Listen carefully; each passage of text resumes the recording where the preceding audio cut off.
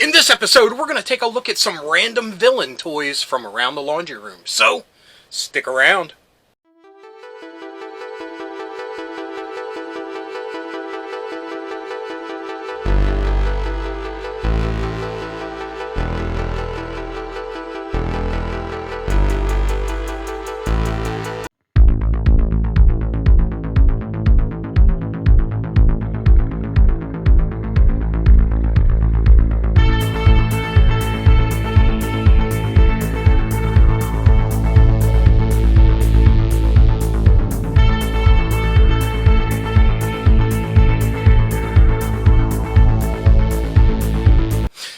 Fellow dorks and dorkettes, and welcome to It Came From My Side of the Laundry Room. My name is Rob, and in this episode, to celebrate Mayhem May, we're going to take a look at some of the villain toys that I have spread out across the laundry room. I only grabbed a random fistful of them, so 5, fistful of villains. So, we'll take a look at them, and they range from the recent to the 80s. So, it's a little bit of everything. I wanted to grab a grab bag of just various villains. That don't include Cobra, which I have hundreds of those. But these are some other villains that just happen to be stalking around the laundry room. So, without further ado, let's take a look at the villain toys.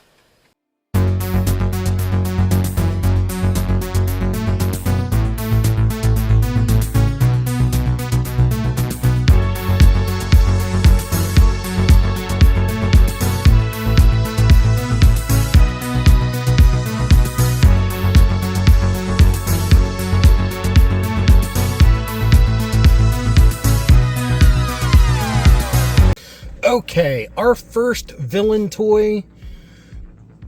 Some people don't see him as a villain. He's more of an anti-hero, and he's kind of grown into that. But his origins are definitely pure villain.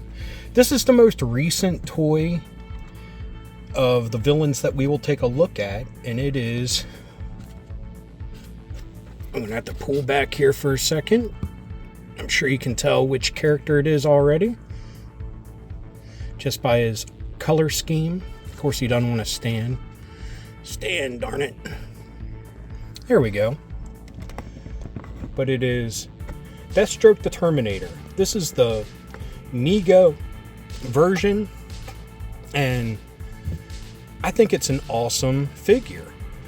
I'm not the biggest of Mego collectors. There's definitely a few that I really like, and this is one of them, because it's a character that is kind of an oddity for the Megos. I mean, he was a little too late to get hit with the first wave, even though there were Teen Titans figures in the Mego line.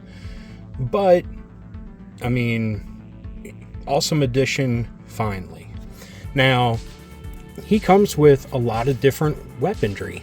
He comes with this sword, which is not his classic sword, but this is the one that came with the Snake Eyes Mego figure. I mean, it even has the Arakasashi emblem down here. Comes with this awesome bandolier with grenades, which I think is also with the Snake Eyes figure. Comes with this M16.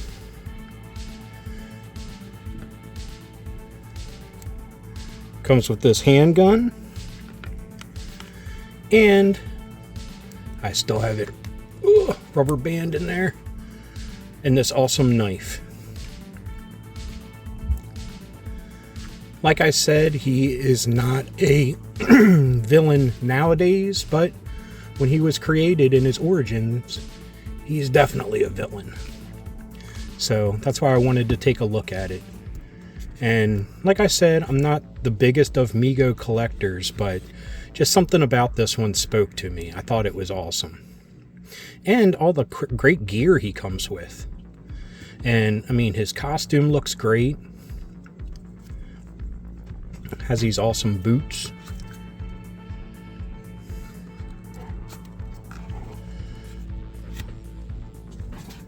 So that's the first villain toy we'll take a look at. We'll just put him off to the side. The next one is this. Now, I forget the exact name of this small vehicle that was made for the Empire Strikes Back toy line. Never made an appearance in the movie, but they tried to create some vehicles for the movie, and this is one of them. And I had this when I was a kid, and I think I actually did an episode of Toys I Wish I Still Had talking about this. And when I did the hunt video, I found this for sale for pretty cheap, and I jumped at the chance. Now, I've had this figure ever since I was a little kid, the AT-AT driver. And he always drove this, because heaven knows I could never afford an AT-AT, so he just drove around in this, hunting down that rebel scum. But we'll take a look at this figure. Put him right there. And our next one is the Black Series figure of that character. And I'm so sorry if you can hear the dogs wrestling in the background. They're having a blast, so please excuse them. But I mean, to be fair, this is very movie accurate, but this isn't too far off the beaten path. I mean, they did a great job for the early 80s. I mean, it has the helmet details, it has the tubing here, even goes up to the back of his helmet like this. Have this little doohickey here, little respirator here. Even has one strap here, which they included.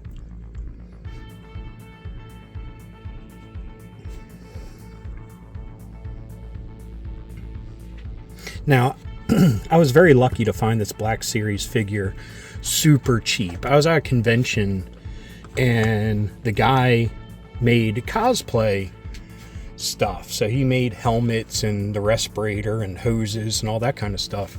And he bought the figures for the detailing and everything, so he could make them very accurate. And he was selling them for like $5 a piece. I mean, in the store they were still going for 20 something. So I jumped on him and a couple others. And yeah, it's a great figure. As much as I love the original, I love this one. And this awesome vehicle, which...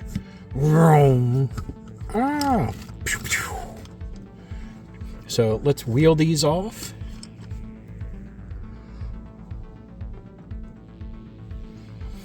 Our next figure is Slythe from Thundercats. This is honestly the second Thundercats toy I ever owned. Lion-O was the first. And I just love the sculpting on him. You know what he reminds me of? The orcs from the Hobbit cartoon. Like the Rankin and Bass Hobbit cartoon. For some reason, he just has that same facial structure. I mean, they're vastly different, but for some reason, I just always got that vibe from this toy.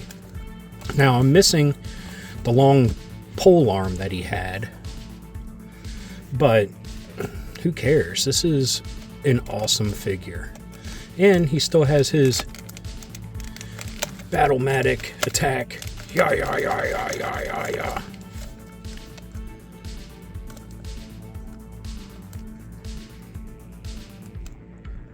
But yeah, this is OG from 1985. Purchased it at the local Ames department store, and he's been with me ever since. Now, our last one comes from the 90s. See if I can see here an exact date. 1990 to be exact. I don't have any of his gear, unfortunately, but I was able to find him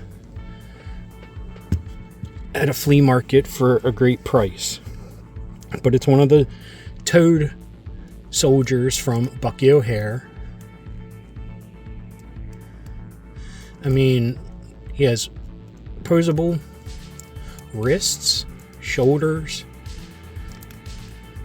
and the one thing they did in the 90s with everything that I hate is like the posed legs. So he has like a walking pose to him, which is pretty cool, but I would love if they would have just had him static and just stood there. Same with his arms, like he's made just to hold his rifle, which I don't have. I think he came with a backpack or something too, but soft head, hard body. And speaking of toads, I definitely have a frog in my throat, so I apologize for that, but a little bit of scraping here and there, but still an awesome addition to the laundry room shelf.